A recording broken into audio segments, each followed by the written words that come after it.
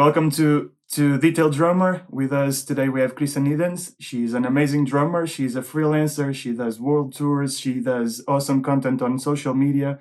And today we're gonna learn more about her and about her life.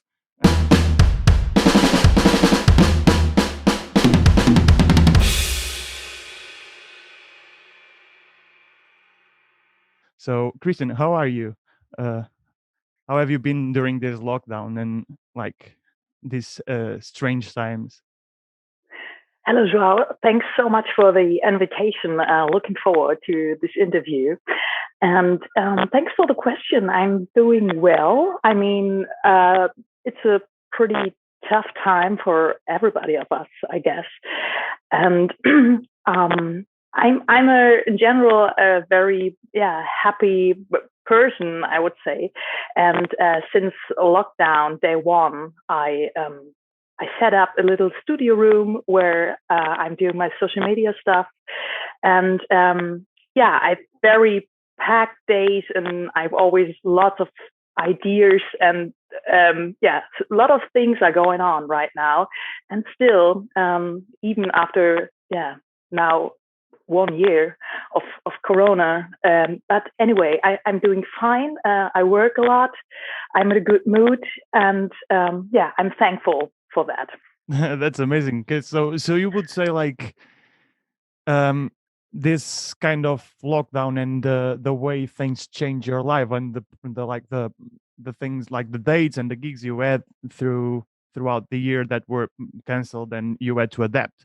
Would you say that made you more or less productive or the same in terms of creating new stuff? I would say it definitely made me very productive. As you might know, I was not used to the social media stuff. I had no time to do that. I mean, it means a lot of work if you're producing videos, if you record a lot, if you're cutting videos and all that kind of stuff. But I was a live musician. I was so busy in that live music scene, and I traveled a lot. I studied a lot abroad in the Netherlands, in America, and I had so many connections abroad. And that means that I had concerts and projects all over the world, and I really loved that. But there were a few facts I didn't like. For example, I really love practicing, and when you're on the road all the time, there's a lack of time, of course, for the things you love to do. For example, practicing, and I'm very interested and very, I would say, nerdy in that technical aspect and musical aspect and aesthetical aspects, whatever. And I really miss that or miss doing that. And so when the Corona shit came up, I fortunately had the time to care about these things. And that was one very, very very lovely aspect, which definitely changed my working every day and maybe also my life, because it turns out that I totally love working precisely. I really love producing videos and practicing a lot and having a lovely little document at the end of the week, Yeah. that whole working process I totally liked. I think I'm a live musician too, but I also like the studio work. And there was a lack of studio work in my working every day. And now there's more studio work than, of course, live. So you feel like so it changed the way you see it now, like the way maybe you want to do it further, like in the future. Do you feel like you Yeah, need more of this type of work in your life as well, apart like as the live thing as well, but you want to keep on doing this like social media stuff and absolutely. recording stuff? You are also like going for a educational book, is it right? Absolutely. Yeah. So, next to my live, next to the live concerts or concerts in general, the tour life I was also teaching at universities here in Germany, pop department and a jazz department. And I'm used to create educational material and so on, but I never did it on social media. I had no clue what to do on social media. And when the lockdown started, I had this little idea of creating these little workouts, which I'm posting on Instagram. Yeah. And I always try to be better and better, and to enhance facts like, okay, it has to look better, the camera angle has to be better, the exercise itself has to be faster or better or cleaner or whatever. The idea has to be more brilliant or whatever, and I really like that kind of work. It's absolutely perfect for me. I think I like the nerdy work, working on my own, enhancing educational stuff and drumming stuff every day. Yeah, and that's definitely one thing I want to do further. Right. That's amazing. Do you kind of feel some pressure is not the right word, but I'm going to use it. Do you feel like sometimes now there's so many people doing that, like little Instagram covers, or like with some gospel shops and like all that, Instagram kind of type of cover. Also, you have loads of teachers like giving exercises, and you feel like the market is getting difficult to go through, like even though you maybe don't think as your social media something that you need to sell or to be better than the others to make your message come through. But I guess like when you're making content, you always have the idea that there's so much content out there that you need to do something unique so people go to you. And do you think that affects the way you prepare your stuff, or you just come out with ideas and you think, no, this is good, and you go for it? I'm totally aware of the fact you mentioned. It's a hard job. It's a tough job, definitely. I would never refuse that observation. Definitely not. And I'm from the jazz scene here in Germany, and I studied in the States and in the Netherlands, and I played so many different jobs and so many different genres. That means I got I got in touch with so many different people and views and perspectives. I think nowadays I have pretty healthy, or might have a pretty healthy overview of what is important or what's not so important, what creates an added value or what's more fakish, Yeah. And nevertheless, you have to be strong and you have to be a risk taker on these social media platforms, I think, or in general, maybe in life or in this business. Completely. And whenever I create content, I mean, I've thought so many times about, okay, what can be cool, what can be hip, how can I create an added value in general? And for me, it's super, super important to be authentic. That's maybe the most important thing. And that means you have to take a risk. And that can mean that other people don't like it. And for you in your everyday, or that's how it felt for me, it means that you feel bad with this, Yeah. But after a while, you get used to things, and maybe one or two little ideas work pretty well. And then you can enhance your work and make it better and better. And that's what happened with my account, I think. I tried a lot of things, but I would never work or publish things other people totally like and I don't like, or whatever. So of course I observing the whole scene, and sometimes I think, oh wow, that's such a hip idea, I would love to have this idea, or I would love to have these jobs or whatever. but at the end, you need to be authentic, and that's the most important thing. And another thing, or in addition to that, for me, it's super important that I'm developing my skills still, and that I practice a lot. And so for me, my social media account is also more maybe a little documentation of what I'm working on at the moment. It's like a diary, kind of. Yeah, it doesn't look like that, maybe, No, because it it looks looks professional. very. It's like a really neat diary. Thank you, Joe. Sure. But whatever I posted there, I was not able to play it 2 weeks before I recorded it. Right. Definitely not, I swear. So also all these workouts and exercises, that's definitely, I worked on that for a few days and then I recorded. And it felt totally cool for me because that's a little documentary about, okay, wow, that's the result of my work for the last, 1 or 2 weeks.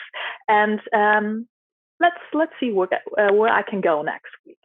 Yeah, I think like first of all, I think the good posts are as important as the bad posts, if you get what I mean. Like, not bad in terms of they are bad, but people don't like respond, because you can learn with it. Like, you can see like, oh, maybe this doesn't work because of this or because of that, or you can get some feedback and improve something, like an idea that can be lapidated like a diamond. Like, you need to clear it out. So yeah, now it's it. uh and also, I think it's pretty cool that you have that kind of double challenge of making content and study new stuff. So it's for you, it's kind of, you create stuff to show to people, and also you learn with the things that you're creating to show to people. So it's like double winning. Totally. I mean, and disadvantage is it takes so much time. If you're already able to play something and then you record it, then yeah, sure, go for it. True. But I really want to learn something, and that's more my whole concept in general. My working every day, I want to develop myself and my playing, and find myself more and more in my playing, and for that idea, I need to practice and to check out things. But I think it's also based on that, on maybe a couple of thoughts which are very common in the jazz scene. You need to tell a story. You need to be authentic. It's about art in general. Sure. I want to create something which is not only about a virtuous chop or quick hand-foot combinations. It's more I love architecture and in general art. And whenever I create a video, I try to put a couple of parts. Yeah, you can tell in your videos there is like a special thinking on how everything is arranged, and like the time that takes. First of all, to learn what you're learning. Second, to put all the cameras, do all the cuts in the videos, sync everything, process, and then it takes loads and loads of work. Do you think once you get back to normal life and you are able to go around the world again playing drums live, would you think like you will keep doing this? And if so, would you need help, like someone to edit your videos or someone to do that kind of stuff for you because you have more work to do? Or do you think it's gonna be more you still be present on social media, but you will need to like change it a little bit for live stuff and studio stuff, like time to time? So even during the last weeks, I got a couple of concert requests, and I canceled it because for me, the added value I create on social media is more important for me at the moment, and it's more effective. When I post a video, I practiced a week for that, and of course it's a lot of work, but at the end I get a couple of interview requests, other requests in general, and that makes me super happy. And my feeling is that I won a lot in that moment, instead of, schlepping my drums to another concert here close to Hamburg, playing for a small audience, in front of Get a the small cash. audience, See yeah, exactly. But I just say that, or I just have the opinion because I did it so many times, and for me, the social media work is so cool. It's a lot of fun. Easier to I get really feedback. Yeah, exactly. Yeah, and you get the feedback immediately. Yeah, and that's definitely a work I totally like, and I really want to do during the next years and more. I wanted to ask you, because this is a question that I make to everyone. How did you start to play drums? Did you like discover it by yourself on a lesson or something like that, or did you had something from your family like leading you into it, or how did it happen? I have an older brother. He's 8 years older than me, and we both grew up in a very musical family in North Germany. And my brother played the guitar and bass guitar, and he was totally in that jazz rock stuff. Jacob Pastorius, Weather Report, John Scofield, all this great stuff. All the good stuff.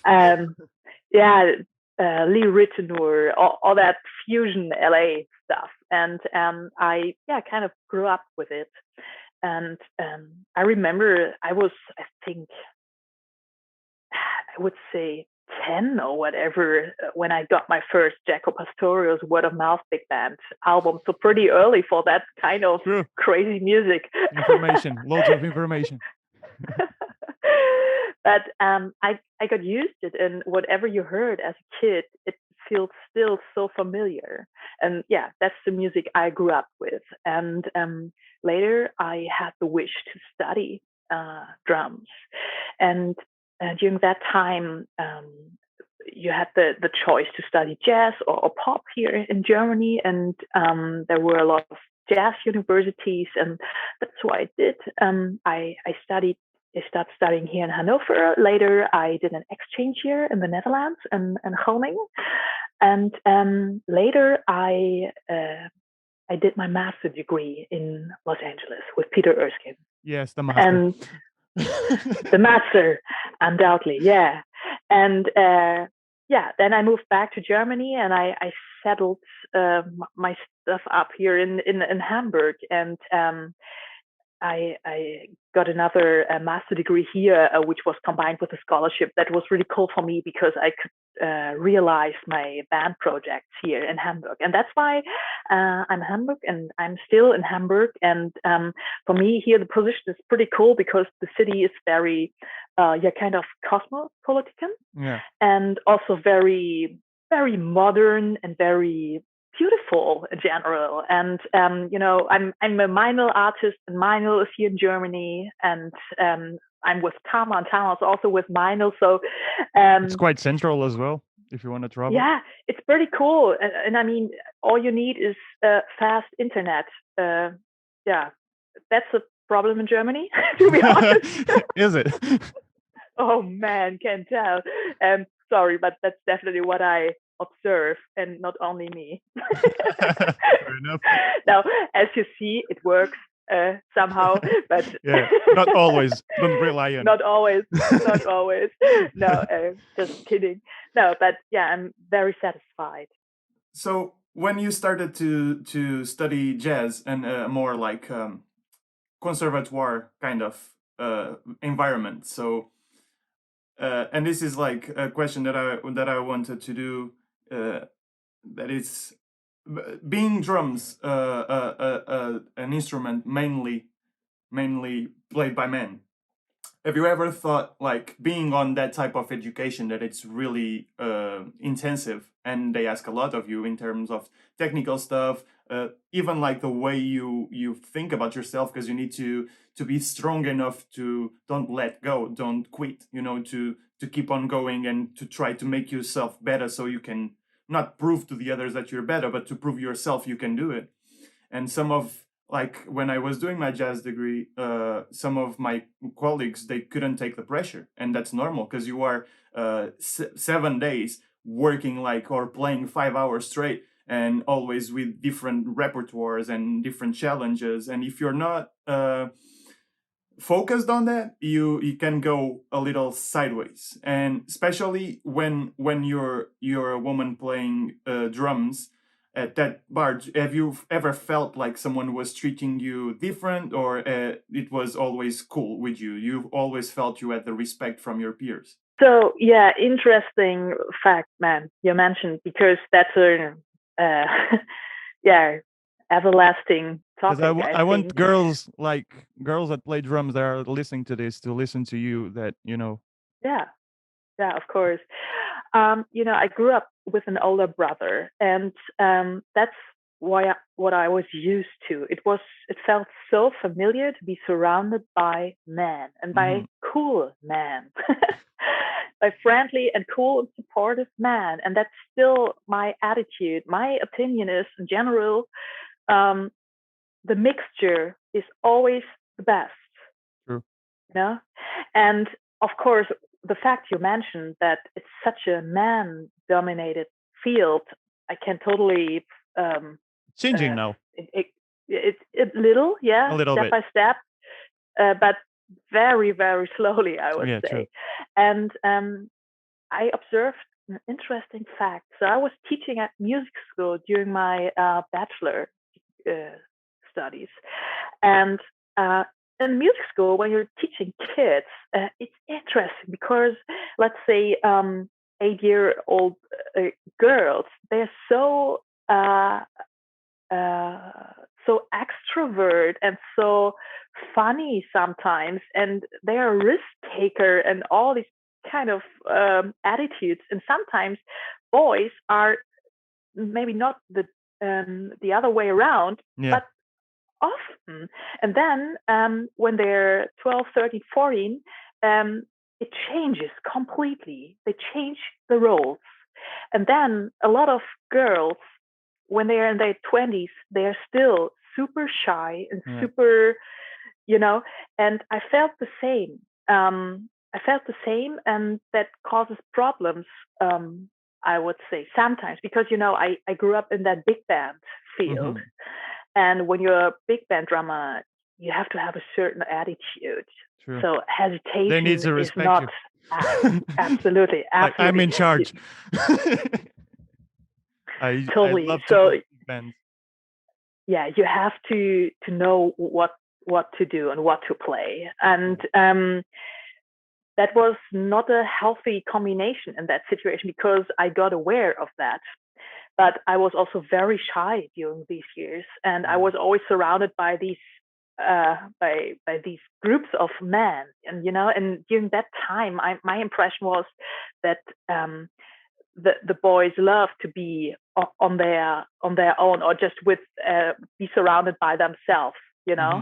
So just the fact that no matter, you feel if like they will put you apart, or not like directly, but kinda. Yeah. Exactly. And I would say it happens more in a natural way. It was not because I was not cool or something. That was not the fact. Just because the fact I'm a girl, and I was aware of that. Or it happens sometimes, I would say, but yeah, and a lot of situations like this happened, I think, during when I was 16 to 24 or something like that. But then the more and more professional it became, and I moved to the States, then studied jazz there, and over there the question was more: are you Jewish, or are you black, or are you from the South America, or and that was, they want to know also, race. Yeah, tell me where you're from.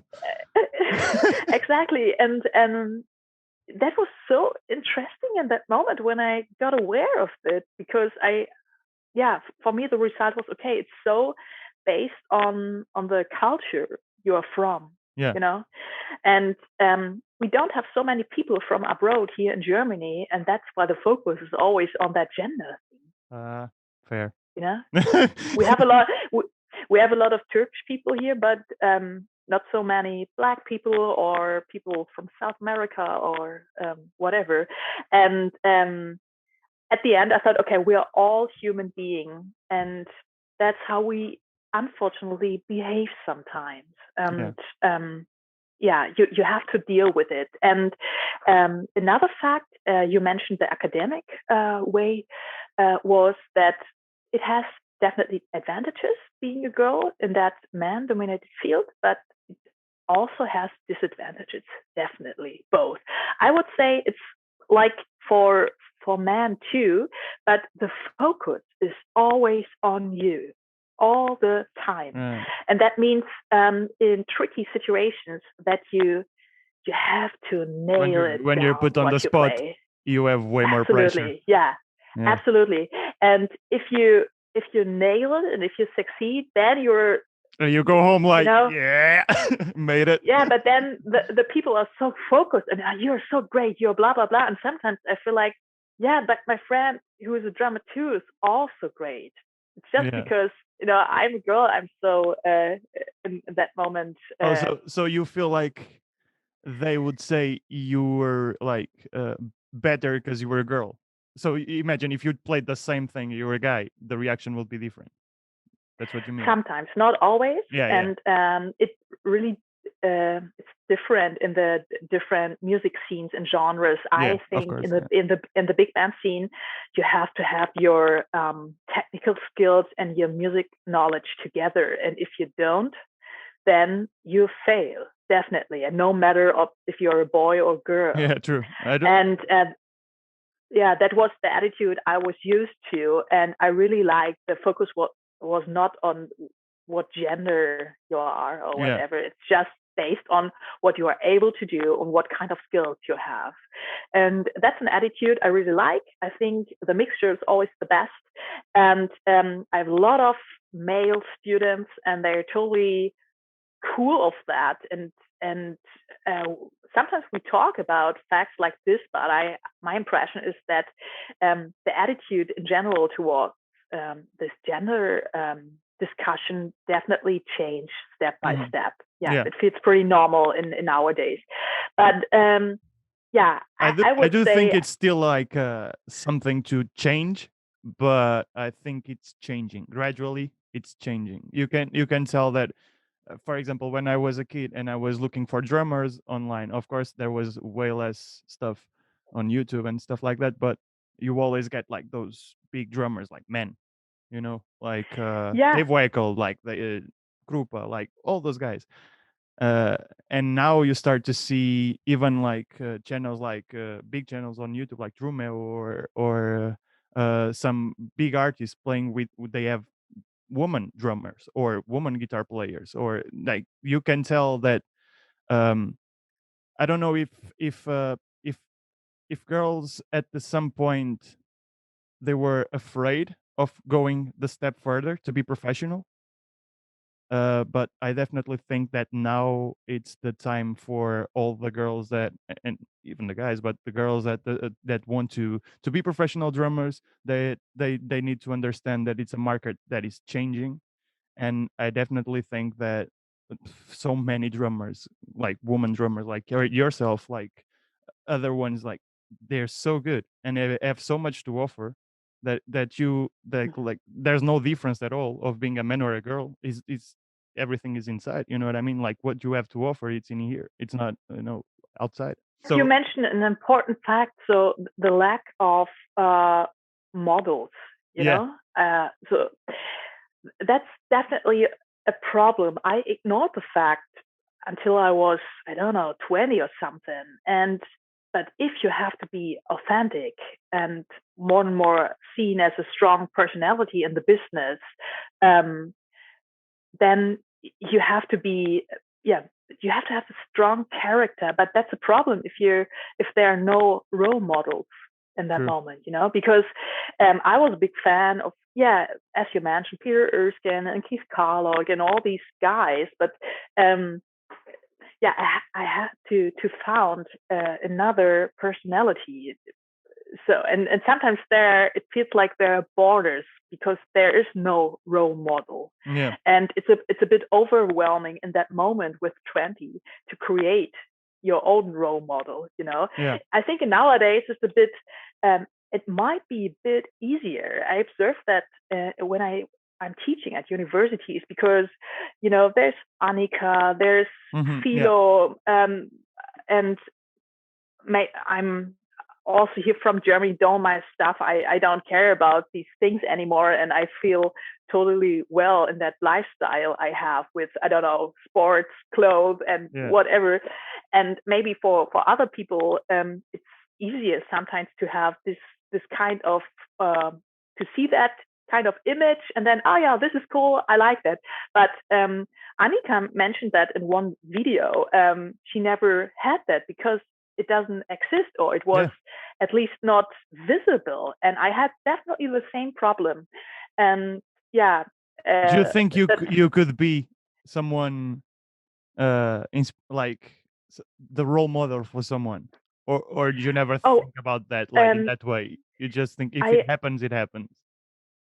I never think about things like that, and because I just doing my stuff and try my best, but I heard it from other people meanwhile, and I'm happy to hear that. That's amazing when you get someone telling you like, you inspired me to do this, and then you see totally. like so cool. great work, and you're like, really? It was from whoa. That must be amazing. I totally appreciate that, but that was never I never planned it or whatever. I just trying to do my best, and that's all. You said like you started to play with your brother was playing as well, and then you started to go for education. But since you started to play until like you went for education, you had like in your mind like, I want to do this as a professional for a living, or you just went for learning first, and then when you got to that level that you thought, I'm really good at this and I can do it, or you always have that kind of dream? Yeah, it was tricky at the beginning because I felt it from the first second on. I want to do this professionally, but I was aware of the fact that my parents definitely don't or didn't want me to do that for good reason, I would say nowadays. But if I would have kids, said the same. I would forbidden it. Anyway, no. But I had this feeling, and I thought, okay, I'm very interested in a lot of different fields, and also medicine or architecture or whatever would have been very interesting. But I thought I need to try this with music because it's so based on passion and emotions. And if you don't do that, maybe you will miss something when you're older. And that was the right decision. And I did that. And to be honest, secretly, my parents didn't know that I was applying for the auditions at universities. Oh, really? Because but they were so busy that I would say, they didn't realize what I was doing there secretly. And my older brother supported me a lot during that time. You were like, wait, without no one seeing it, let me apply for this because they're busy. So let's go. I mean, as you know, so it's hard to be accepted at these kind of jazz universities. And so as everybody, I applied at the first around 8 universities, also in the Netherlands, because it's close from here in North Germany. And the first audition was in The Hague in the Netherlands. And my brother and I had a pretty tough week, but he drove me to the Netherlands and to The Hague, where I had my entrance examination in the morning at 7 o'clock. It was a long ride. And then I had my audition, and I was accepted, and I immediately had the position and the chance to study there. And that was so overwhelming because my impression from other experiences from people who already did these auditions that it's almost impossible to be accepted. And that was so cool. And, I never did preparation courses or whatever. I just played with music all night long. And sometimes people forget about that, nowadays it's so much about the chops and the tricks and the flicks and the spinning sticks and stuff like that when you want to play music sometimes. True, yeah. Yeah. And I mean, the technical stuff, you can learn that. I would say there's two nowadays. Yeah, definitely. You can definitely work on your musicality as well, but I guess it's something that it's harder to work. And I think if you born with it, like people that have a natural ear to music, like for example, if you're playing a blues or a standard jazz and you don't need to count you can feel the harmony, where it's going to be the first bar, where it's going to go around, because your ear is telling you boom, and it starts again. You don't need to be like 1 2 3 4 1. You know what I mean? Sometimes, like, I agree. If you're too concerned about the technical part, you don't listen to the music you're playing, and especially in jazz, I discovered that the most important thing is to give space to the others and to listen to the others. So when you have your part, it's gonna shine even more, because it gives emphasis to your soul, let's say. And absolutely. I saw so many players, like, they just want to do fast stuff, and to the listener, for someone that doesn't understand music in a technical level, that's not music. You know what I mean? Like, for them, it's not beautiful. It's not tight. Yeah. Yeah. Interesting fact. So I'm teaching at a pop institute here in Germany, as well as a jazz department, and that's pretty cool because the students are at the beginning they were super different, but meanwhile, the jazz guys study more pop stuff and the other way around. Yeah. One thing you mentioned, I can observe during my or in my working every day, that there are people who have just the analytical ears, and the other half have the musical ear, and it's pretty separate, I would say, or separated. And sometimes there's a student who has both, but that's very seldom.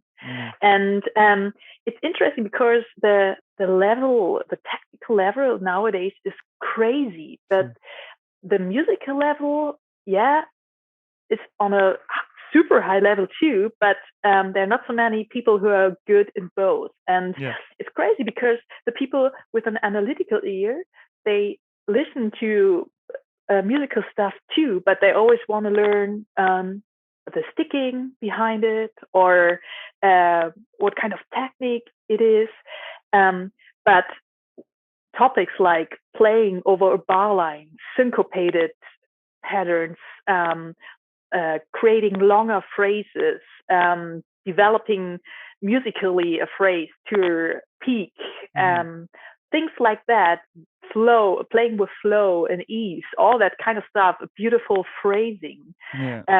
These topics are so hard to teach because most of the time it's feeling pretty abstract. If you don't feel it, you know some of the grooves, it's like you can put like a drummer that two drummers next to each other, and if playing like a funk groove, and if one of them is feeling it and the other one is not, like, into it, you can tell straight away, even though, like, their level is the same technical.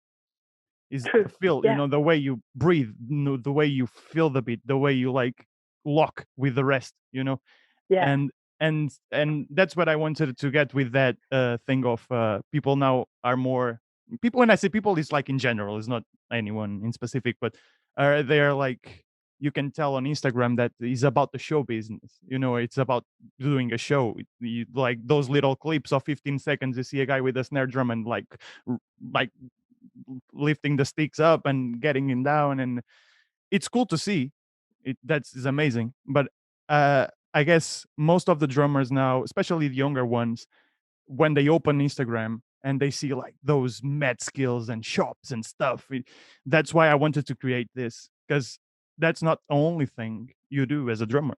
You have loads of different stuff you can do, and especially you can be loads of different types of drummer. You can be a creative drummer, guys that do, you see guys doing drum parts with stuff that you never thought before and sounds amazing. You're like, how did you thought about it? That's cool. Or you see drummers are really quick and the technique is amazing. Or you see drummers that really like to do odd meters.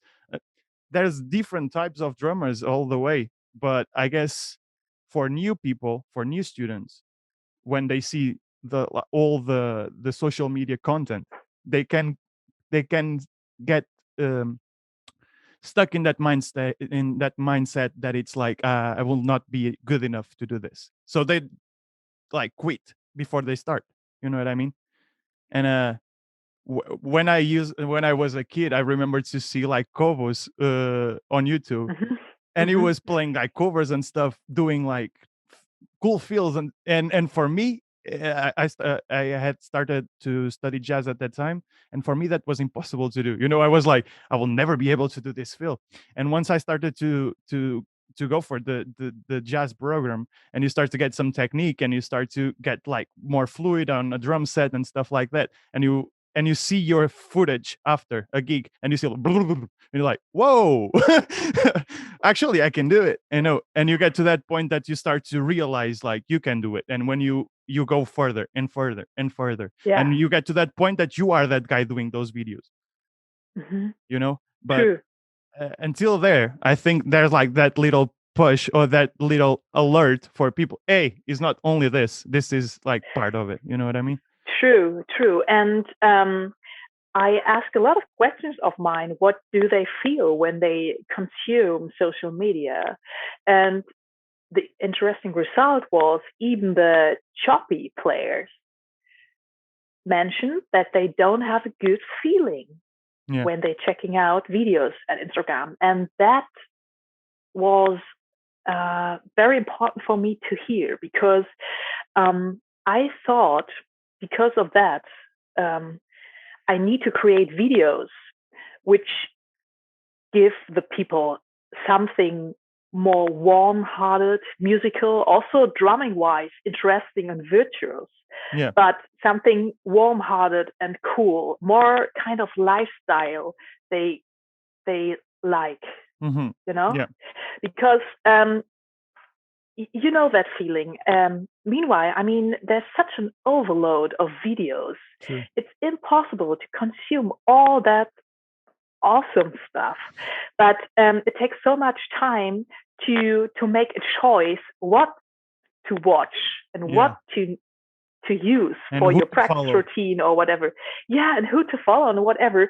It's too much, and I rather go back to the pages and to the persons I already like, where no, okay, whenever I click on that video, I know that I will get something which helps me practicing, which brings me in a good mood. It's not psychological, like a little filter. Yeah, exactly. And that's definitely a fact which has an impact on my working every day when I create videos. Yeah. And it's dangerous if you're very young, if you're 20 or younger, whatever, or in your young 20s, then you don't have the experience what is really good or what exists in general in the music world. I mean, when I studied with Peter, I was sitting next to him for 1 year, every week, once or twice. So I felt how amazing the phrasing is, even when he played very simple stuff. And I felt how awesome and sensitive his sound is. Yeah, you can tell the groove is there. It doesn't matter what is it, but it's there. Absolutely. And how intelligent his orchestration ideas are, and all these things. And when I see an Instagram video which is more fakish, you never know how many times this guy or this girl recorded until he or she posted it. But when I was sitting next to Peter, everything was so he's a jazz guy, so a lot of things come from improvisation. Mm-hmm. And that's another level, I think. If something is based on improvisation instead of writing down things, practicing it over 1,000 times, and then recording it, and the take number 100 is the post on Instagram. That's different. Yeah. Yeah. Definitely. Thank you very much for doing this interview with me. Really appreciate you taking your time to do this. If you guys like this video and if you want to help it out, the channel, please subscribe and give it a like. We'll have more interviews like this in the future. Thank you very much and see you next time.